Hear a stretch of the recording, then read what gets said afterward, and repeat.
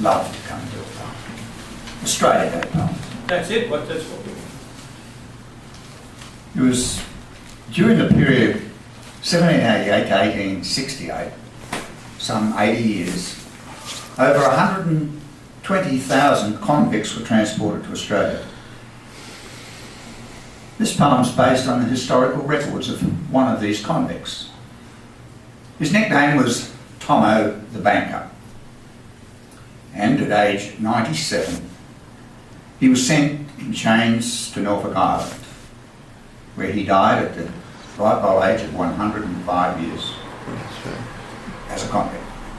He had completed a total of 48 years living as a convict. His name was Thomas Salisbury Wright.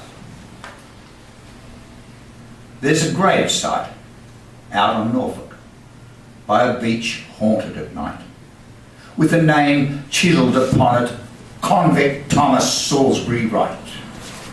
He, a noble, born in Yorkshire, brutally struck at 105. It was a young marine that hit him. The old man could not survive. With his dad a wealthy trader, well respected in the Shire, Tom was educated promptly. He became a social squire. Thomas lived a life, made a life in banking. His success amazed most of his peers. Thomas lived a life of grandeur with his wife aged 30 years.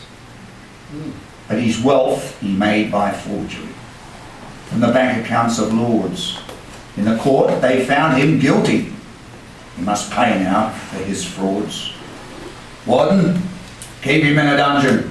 For years, keep him there for 10. And the iron gates slammed behind him. He was locked with 50 men. Some were held in chains as he was.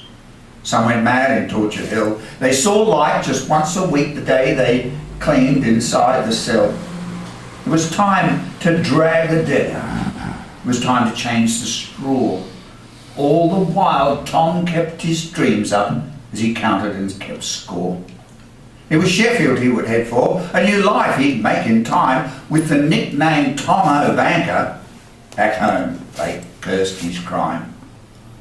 The new trade he found engraving on fine art and silverware. As he worked his hands grew skillful, and his shame he now could bear.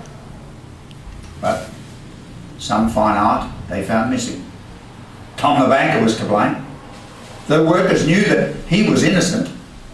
They jailed him just the same. He got 10 long years at Middlesex. Tom stayed for only 3. He was loaded on a stinking ship.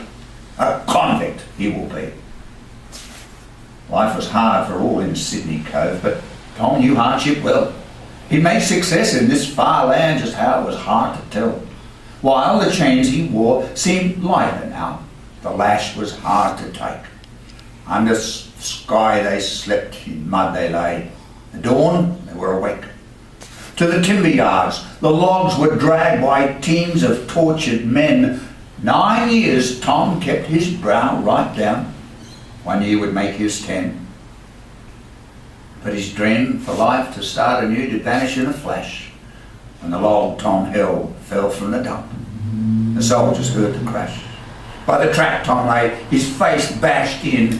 Most thought that he was dead. If he doesn't die, then flog him. Set example, Philip said. Tom the Banker didn't die.